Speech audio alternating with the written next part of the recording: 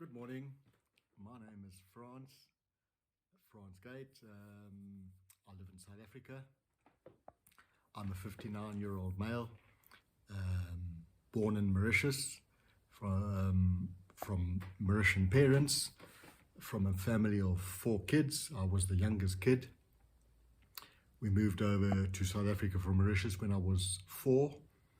So that's 55 years ago, and the first, I'd say, 40 years of my childhood or my life, I was living in Durban, grew up in Durban, went to school, and yes, I started my career as a tool maker after school and went into sales thereafter. Went into sales management and moved up to Joburg about 17 years ago. And yes, my early childhood memories were one of extreme illness. I was a chronic asthmatic as a kid, and a badly managed one at that. So my school life was really extremely what's the word? Non-satisfying. I felt I could contribute more to life. I was forever sick. Just remember being sick all the time, between 4 and 5 asthma attacks a week. Remember the times I had them at home, where my parents, invariably they occurred in the evenings, and my parents would sit up with me, either my mother or my father, and I could remember the fear I used to see in their eyes, and I would imagine that fear was mirrored in my eyes, and it's just a painful, traumatic thing to go through as a kid.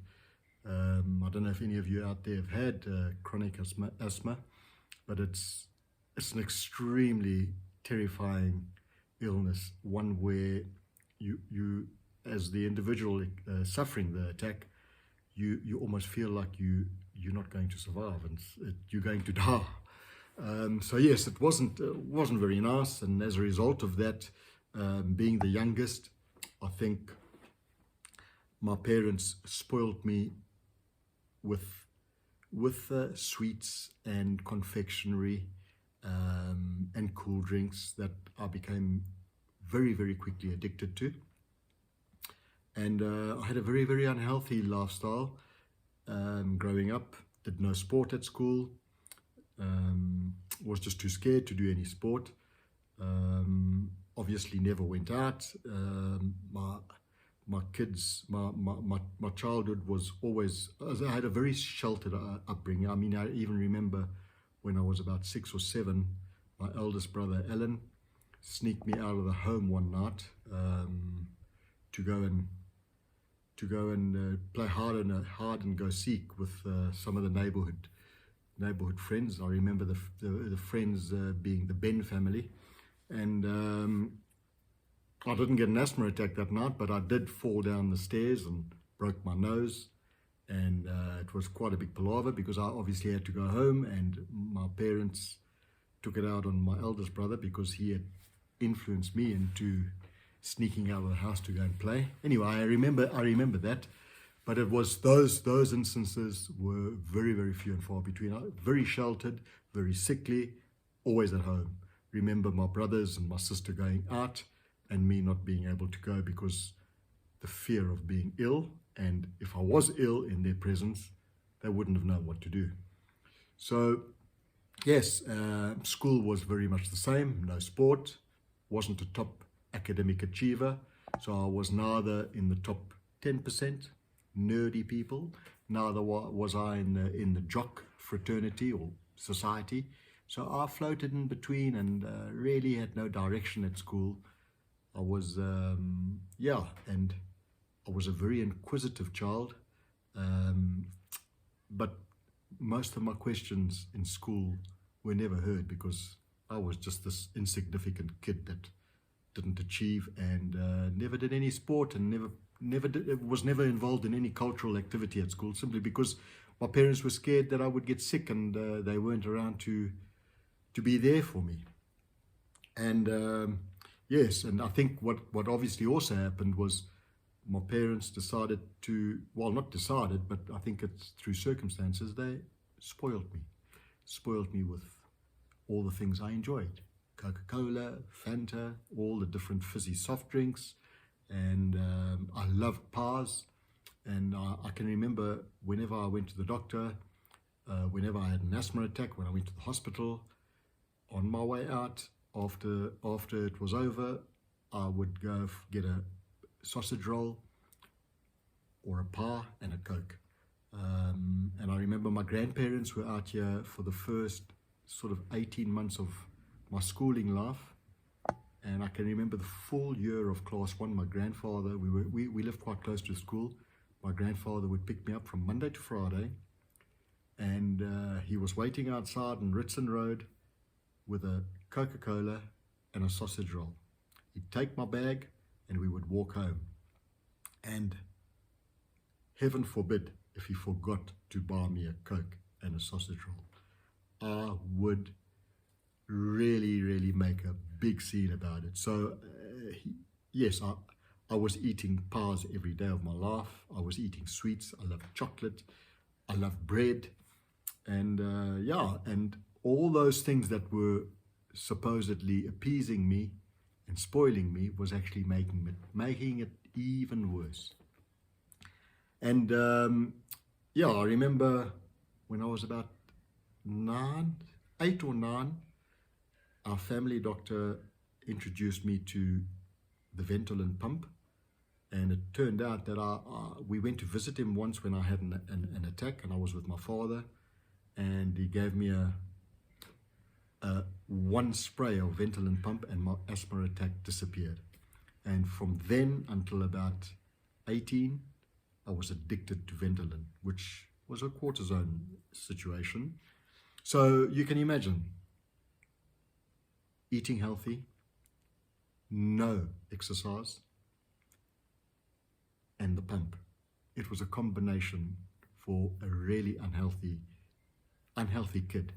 And I was an unhealthy kid. I wasn't won't say fat because that's politically incorrect, but I was an obese kid. I was always fat. I was always obese. And the asthma attacks eventually disappeared when I got to about, I think it was about 15, 16. I outgrew them, although I was never without a Ventolin pump in my pocket. I had it wherever I went. I slept with it. There was one under my pillow. I became an addicted cortisone individual. I didn't know I was addicted at the time, but I knew I just needed it. It was like my little safety blanket.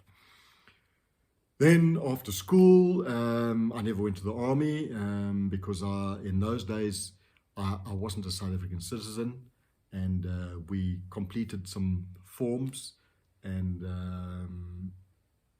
I wasn't a South African citizen, so I never went to the army. Maybe it was a blessing in disguise, because I think maybe the army would have killed me. It would have certainly left a completely different. I think I would have turned out completely different as an adult. Although I think the army is good for a lot of individuals, for most individuals, it provides you with a lot of discipline and focus and a purpose in life. I just think it would have killed me, because physically I don't think I would have been up to it.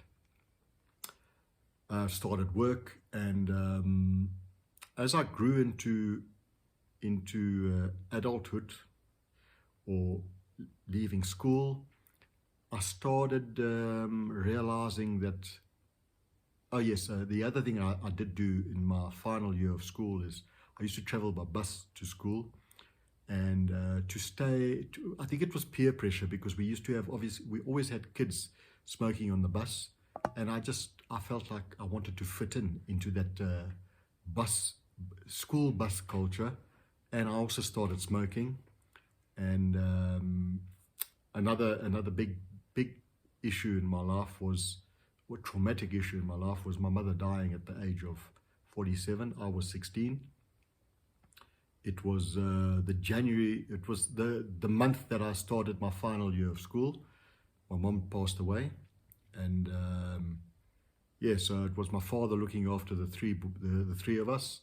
By then, my sister had married and was out out the family home.